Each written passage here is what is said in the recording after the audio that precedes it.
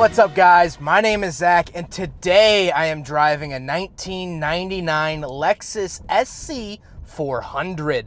Up front is a 4.0 liter V8, and down below is a 5-speed automatic transmission.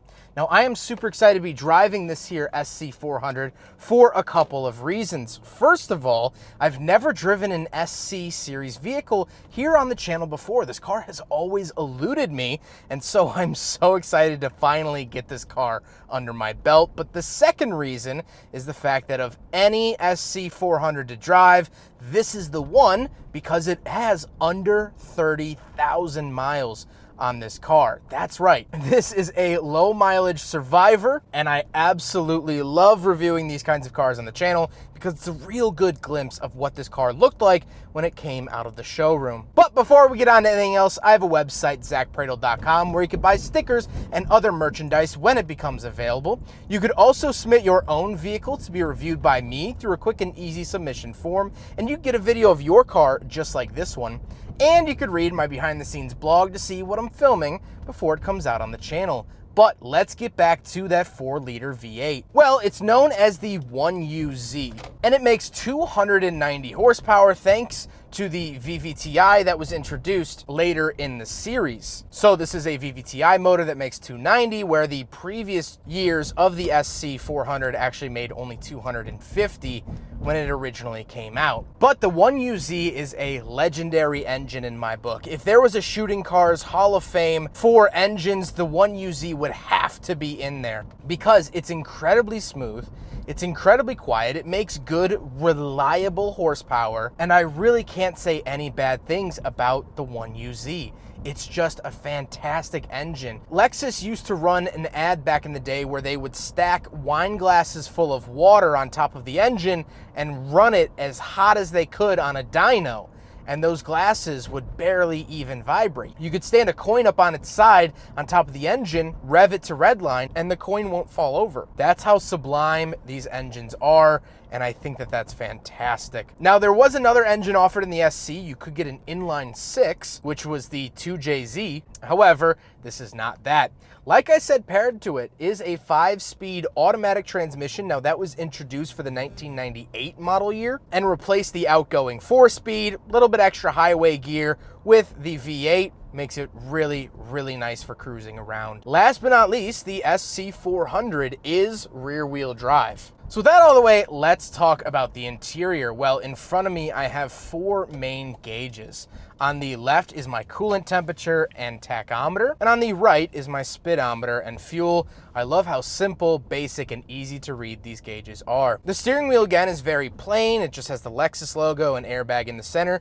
This is a pillowy airbag from the 90s, but less pillowy than you'd see in other makes and models. And off to the left, I do have a climate control vent, and down below I have my locking trunk as well as my gas cap release. Same thing you would find in an LS400 of the same generation. Moving out of the door, I have memory seat options, as well as my power mirrors, power locks, and power windows down below. Moving into the center, 2 more climate control vents. They are small but mighty, and I do love them. And then I have this center stack. Up at the top is my climate controls. I do have auto temperature, which is really, really nice off to the left. But of course, fan speed, air conditioning, all the things I would want. Moving down to the radio, this is the factory Lexus radio, and I do have AM and FM, CD, tape, and other things like that. There is a CD changer in the trunk, very typical for the 90s. To put it back there, they didn't quite have space up front. And then I do have some adjustments for my bass, mid, and treble, and balance and fade, and things like that. I think overall, this center stack has aged really, really nice. It's still very pleasant to look at. It's not modern, but it's still very, very nice. Then I do get an ashtray and cigarette lighter. Again, things you don't find in modern cars. Then I have my transmission settings. So I do have power and snow mode.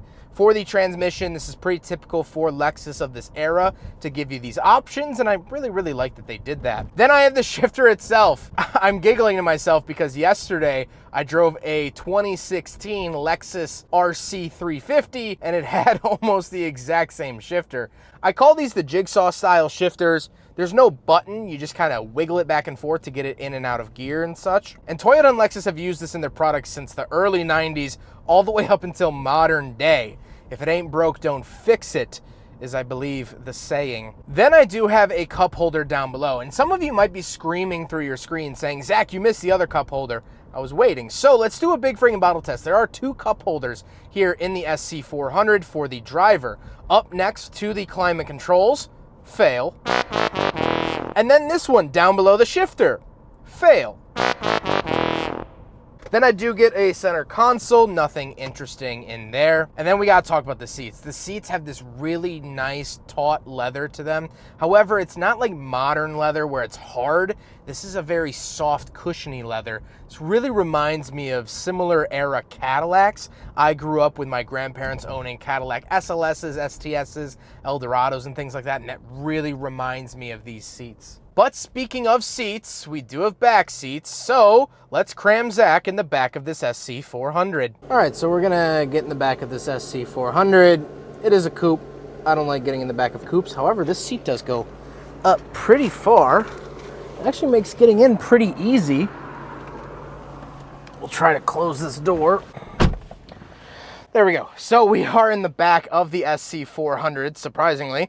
And honestly, it's not great back here. I don't get a center console. I do get an ashtray of my own, thank God. So if I am jammed back here for a long time, at least I can have a couple smokes, I guess. But with the seat in my driving position, my legs would cease to exist. So not the best back seats, but that's not the purpose of the SC400. There was also the LS400, which was a big sedan, and so that has a very comfy back seat. So if you need back seats, get an LS, but the SC, not really meant for it. It has them just in case, but don't use these. Let's hop around back. We'll take a quick look at the trunk and cargo space, then we'll talk about the looks. All right, so we're on the back of the SC400. I do have a trunk popper here on the key.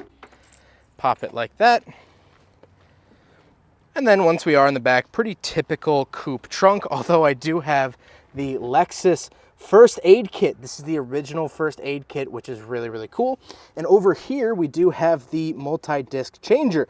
So you would put a couple different CDs here in the trunk, and then you could cycle them up front, but they would live back here. Kind of interesting. I do get this Lexus branded floor mat as well, and that seems to pretty much be it. Nothing really to write home about of the trunk of the SC400, but cool to see nevertheless. Now we gotta talk about the looks, and I really, really like the look of this car. Now, first of all, I love this paint. It has this really nice metallic-y coat to it. I love the look of it, love everything about it, and I am a big, big fan. However, I like how proportioned it is. Yes, it is a big luxury coupe, but it's actually proportioned very properly. And I just overall, I love looking at these, and I think that they're so special. But now let's get on to my final thoughts. What do I think finally driving the SC400? Well, there's 2 talking points I want to talk about. How low mileage this is and the driving experience. Let's talk about the driving experience first. This thing wafts. It just floats. The V8 up front doesn't bark. It doesn't growl. It doesn't spit or chew. It just hums.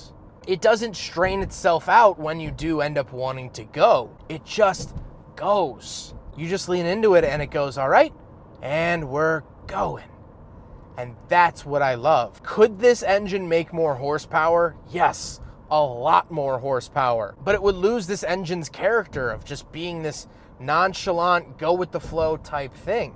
I love that about it. I like that this is a big luxury coupe. If you don't want to use back seats, this is a great car because you can spread out. You can put your seat all the way back and you can tap dance in the pedal box and be fine. It's a big, comfy cruiser. And driving this car, you don't have a worry in the world. I love it when cars can make me feel that way. But now let's talk about this particular specific one that I am driving that Kevin let me borrow. This is a under 30,000 mile Survivor, 29,000 miles. And look at this car. It's hard to find a drip of paint out of place or a single gash or scuff. And to me, that's what drew me to this car most of all, is just to preserve the essence of this car in video form. You might be watching this video in 2022 when I'm making it.